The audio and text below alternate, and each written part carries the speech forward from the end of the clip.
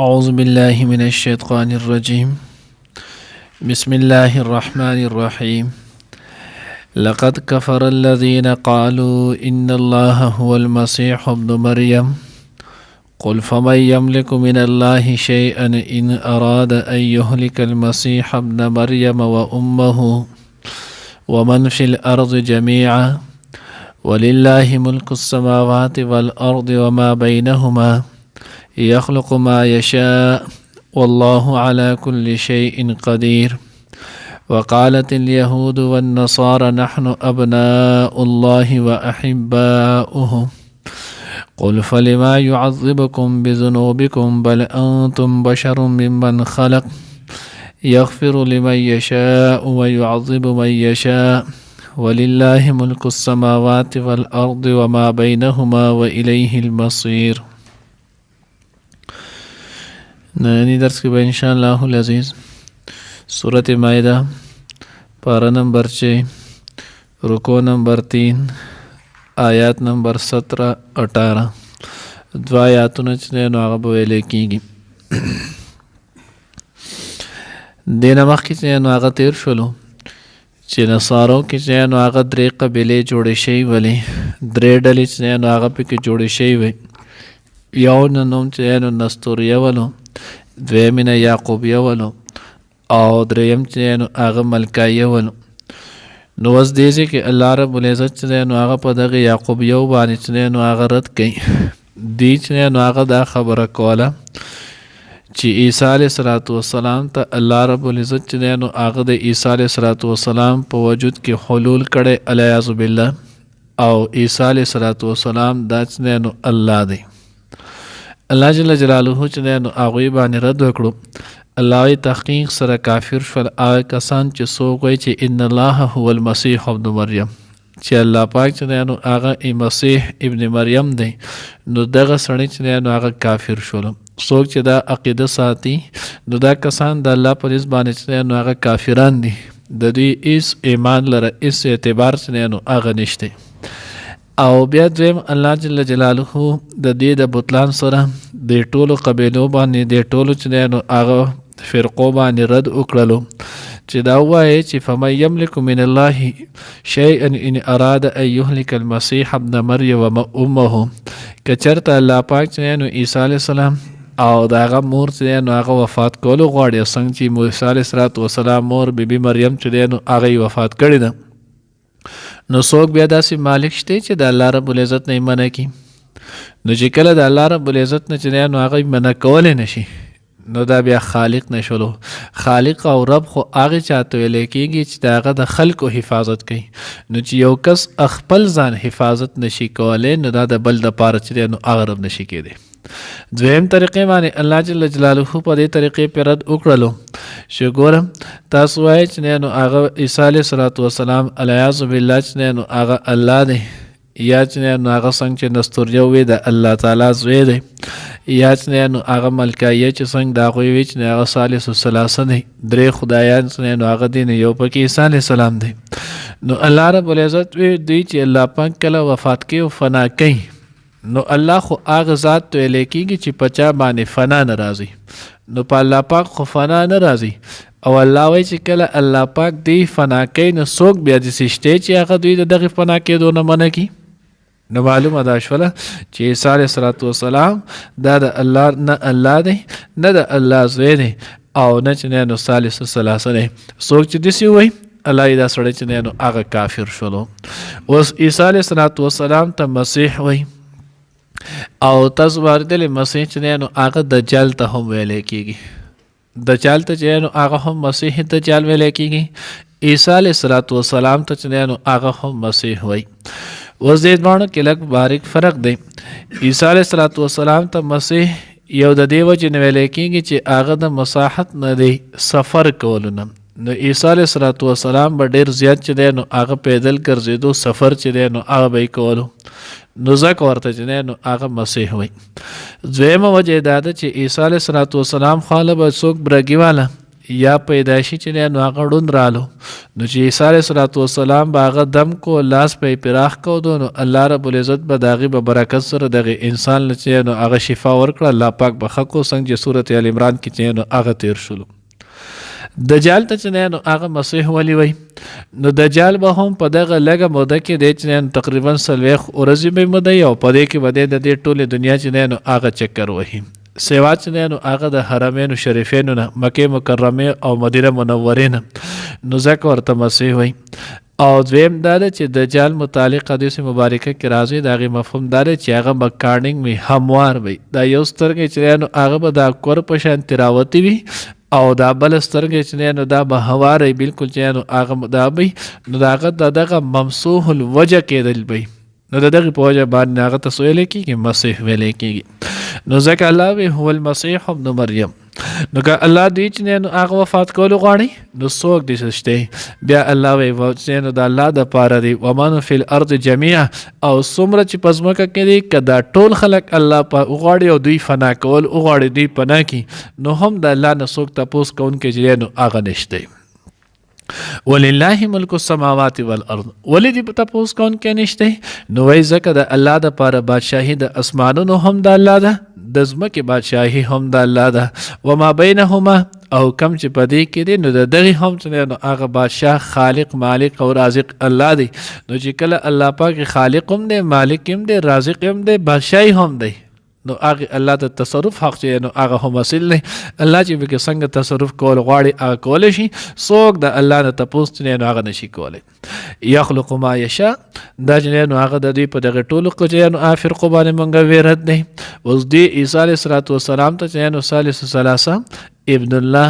او یا ورته چې نو الہ دا د دې وجې نه ویلو د به چې عیسی علیه السلام وګوره عام انسانانو په شان دغه تخلیق پیدایش نه دی عیسی علیه السلام بلا اب پیدا شوی دی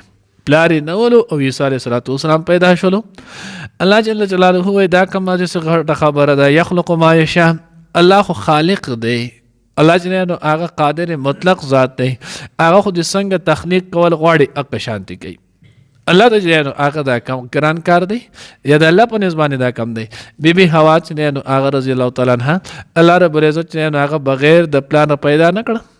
بغیر د مور چې نو هغه پیدا نه کړله هغه بغیر د مور پیدا شو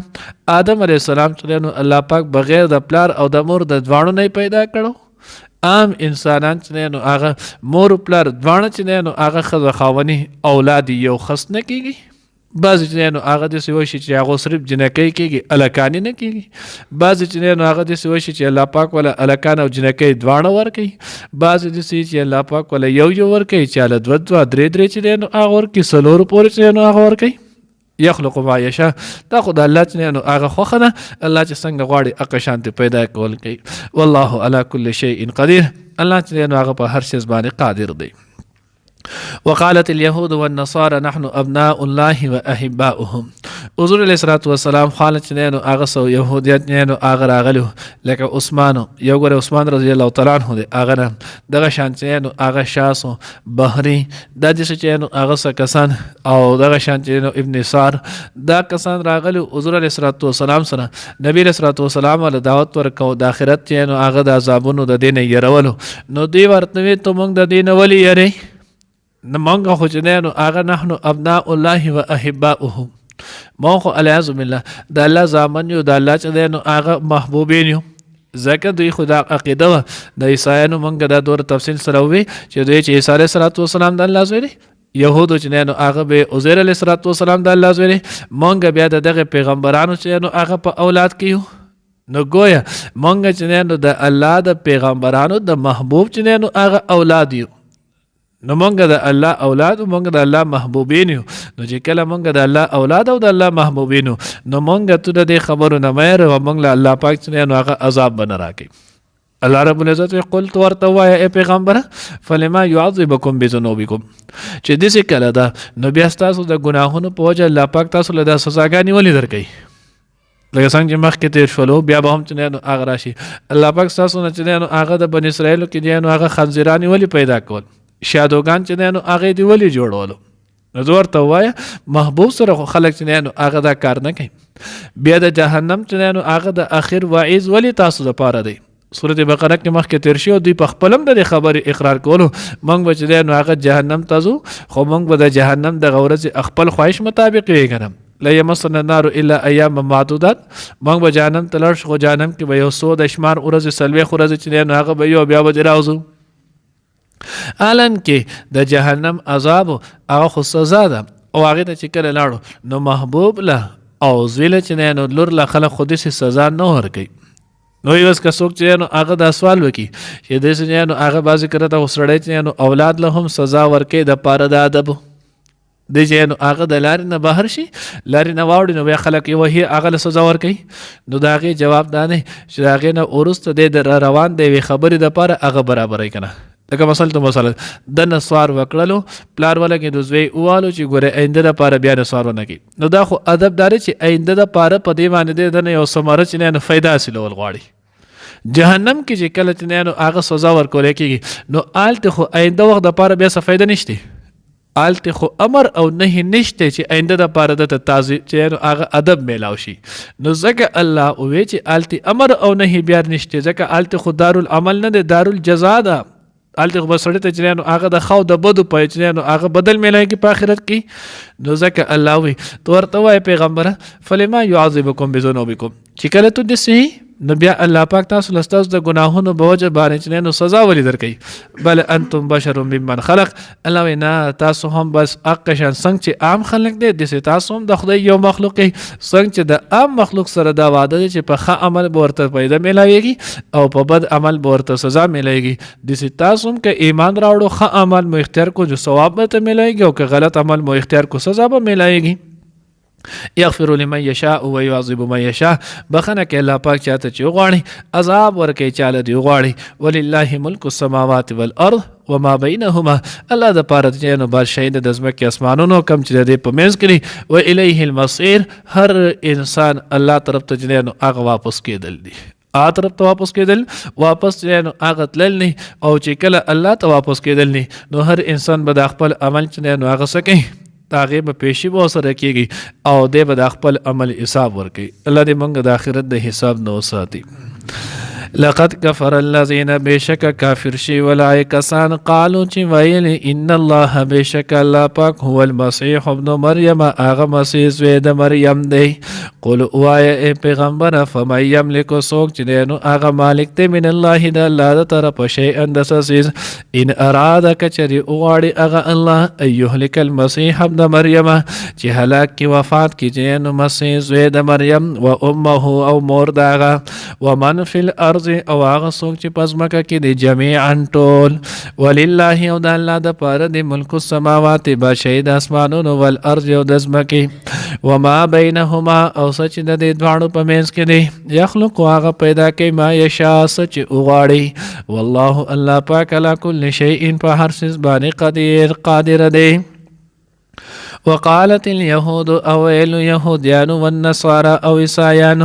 نحن ابناء الله مونږ چې نو زامن یو د الله واحباؤه او دوستان یو محبوبین یو د الله. قل اوای فلما يعذبكم نو ولی تاسو ته عذاب درکې بذنوبکم تاسو په ګناهونو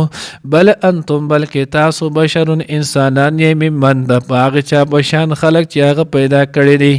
یغفر بخنه کې الله پاک لمن یشاء چاته چې غواړي و يعذب او عذاب ورکوي من یشاء چاله چې غواړي. ولله او د الله د پاره دی ملک السماوات بادشاهي د اسمانونو والارض او د ځمکې وما بینهما او څه چې د دې دواړو په منځ کې دی